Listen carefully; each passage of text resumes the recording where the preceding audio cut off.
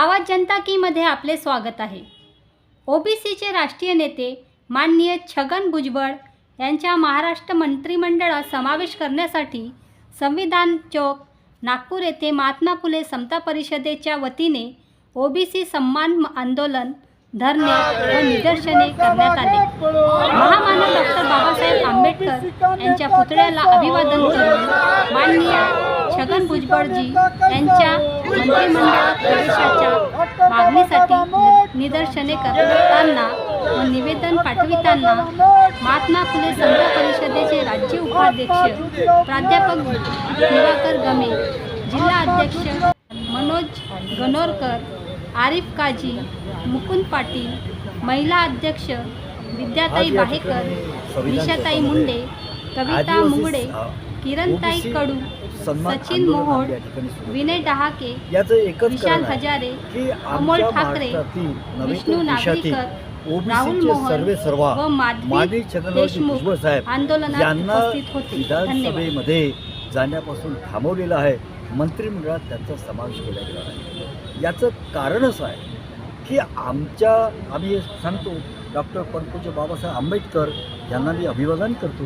त्यांच्या आमच्या ओबीसीवर फार मोठे उपकार आहेत, कारण या देशामध्ये राज्यघटनेमध्ये ओबीसीला आरक्षण जर तुम्ही दिलं असेल तर ते डॉक्टर बाबासाहेब आंबेडकरांनी दिलं। राज्यघटनेमध्ये ते नमूद केलं आणि अशी राज्यघटना लिहिली गेली। परंतु 1990च्या नंतर इतिहास जर पाहिला तर डॉक्टर बाबासाहेब आंबेडकरांनी जे आरक्षण ओबीसीला दिलं त्याची अंमलबजावणी करण्याचं श्रेय हे माननीय छगनरावजी भुजबळ साहेब यांना आहे। 1992मध्ये मंडल आयोगाची त्यांनी अंमलबजावणी केली आणि त्यामुळे आमच्या ओबीसीच्या मुलांना नोकऱ्यांमध्ये 70% आरक्षण मिळालं, शिक्षणामध्ये 70% आरक्षण मिळालं।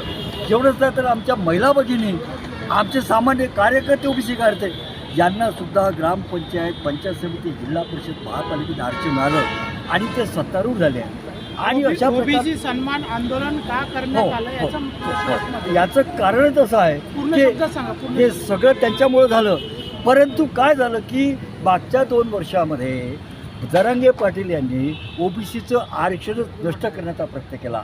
तेव्हा त्यांची छातीची ढाल करून सगळ्या ओबीसींना एकत्रित करून छगन भुजबळ साहेबांनी स्वतःचा राजीनामासुद्धा त्यावर फेकला आणि त्याचं संरक्षण केलं। आजसुद्धा परिस्थिती बदललेली नाही। छगन भुजबळ हे रस्त्यावर, विधानसभेत आणि मंत्रिमंडळामध्ये सुद्धा ते ओबीसीच्या आरक्षणाचं बचावण्याचं, संरक्षणाचं काम करतात। आणि आता अशी परिस्थिती ओबीसीला माहीत झाली आहे, असं वाटायला लागलेलं आहे की छगन भुजबळ साहेबांना बाहेर काढून पुन्हा तो जरांगे पाटलाचा पॅटर्न करून ओबीसीचं आरक्षण हिरावून घेतलं जात आहे। ओबीसीमध्ये मराठा समाजाला समाविष्ट करतायत आणि अशा प्रकारचं षडयंत्र घडतायत आणि म्हणून साहेबांना त्यामध्ये घेतलं नाही। कारण महाराष्ट्राच्या मंत्रिमंडळात फक्त एकच माणूस बोलतो आहे, तो म्हणजे छगन भुजबळ। आणि म्हणून आमच्या ओबीसीचा सन्मान, आमचं ओबीसीचं आरक्षण, आमच्या मुलांचं शिक्षणाचं आरक्षण, नोकरीतलं अक्षर वाचवायचं असेल तर छगन भुजबळ हे मंत्रिमंडळात पाहिजे, त्यांचा आवाज त्या ठिकाणी पाहिजे। आणि म्हणून छगन भुजबळ केवळ व्यक्ती नाही तर ओबीसीचं प्रतीक म्हणून आम्हाला मंत्रिमंडळामध्ये पाहिजे आणि ही आमची मागणी त्या ठिकाणी आहे। नागपुर महानगर अध्यक्ष, आज हमारे इस आंदोलन का मकसद एक ही है कि महाराष्ट्र के राष्ट्रीय नेता, महाराष्ट्र के लाडले नेता आदरणीय छगन भुजबळ साहब, ओबीसी समाज के एकमेव नेता जिन्होंने महायुति सरकार को ताकत देकर सत्ता के करीब पहुंचाया, उनको मंत्रिमंडल से दूर रखने की वजह क्या है। जल्द से जल्द उनको मंत्रिमंडल में शामिल किया जाए, अन्यथा ओबीसी समाज सड़कों पे आएगा और जन आंदोलन होंगे और ये आने वाले महानगर पालिका में आंदोलन रूपी ओबीसी आपको नजर आएगा। जय हिंद। ये आपका अल्टीमेटम है सरकार को महायुति। अब इसको समझने वाले अल्टीमेटम समझे या निवेदन समझे, क्योंकि हमने महायुति को यहाँ तक के समर्थन किया, वोट दिया ताकत से, तो हम अल्टीमेटम अपने तरफ से तो नहीं देंगे, ये निवेदन ही है। लेकिन अगर आगे वालों की मनस्थिति खराब है तो वो उसको अल्टीमेटम भी समझ लें। नहीं, आपने जल्दी से जल्दी बोला ना, तो जल्दी से जल्दी, क्योंकि महानगर पालिका के अंदर ओबीसी अपना आने वाला इरादा प्रकट कर देगा। वो इलेक्शन आने से पहले सरकार जो है अपना निर्णय ले तो भलाई है। महिला म्हणून अनेक संख्येत तुम्ही महिलाची उपस्थिती आहे। नेमकं ओबीसी सन्मान आंदोलन का करावं लागलं, यामागचा हेतू काय मागण्या आहे? नाव माझं नाव विद्या बहेकर, महिला अध्यक्ष अखिल भारतीय महात्मा फुले समता परिषद नागपूर जिल्हा. आजचं हे आंदोलन ओबीसीच्या जे नेते आहेत आपले माननीय आदरणीय छगन भुजबळ साहेब यांच्यावर आता जे अन्याय करण्यात आला, जे षडयंत्र त्यांनी अजितदादांनी रचलं, भुजबळ साहेबांना मंत्रिपद न देता त्यांना जी नाराजगी व्यक्त झाली आहे, त्यामुळे आम्ही आज ओबीसीच्या माध्यमातून सर्व महिला एकत्र झालेलो आहोत. तो भुजबळ साहेबांवर जो अन्याय करण्यात आलेला आहे तो आम्ही सहन करणार नाही आणि यापुढेही आम्ही रस्त्यावर धरणे आंदोलन करू.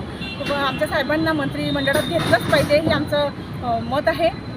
तसंही आता ओबीसीसाठी लढणारे फक्त भुजबळ साहेब आहेत, कारण की ओबीसीचे नेते भरपूर आहेत, पण ओबीसीच्या पाठीशी पाठी आणि खांद्याशी खांदा लावून लढणारे फक्त एकमात्र भुजबळ साहेब आहेत.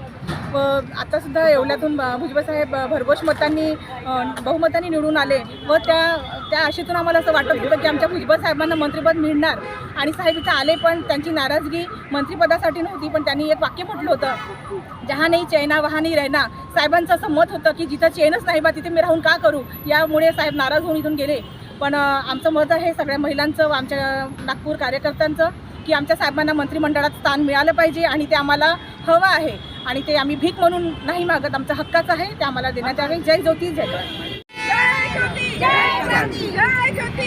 क्रांती.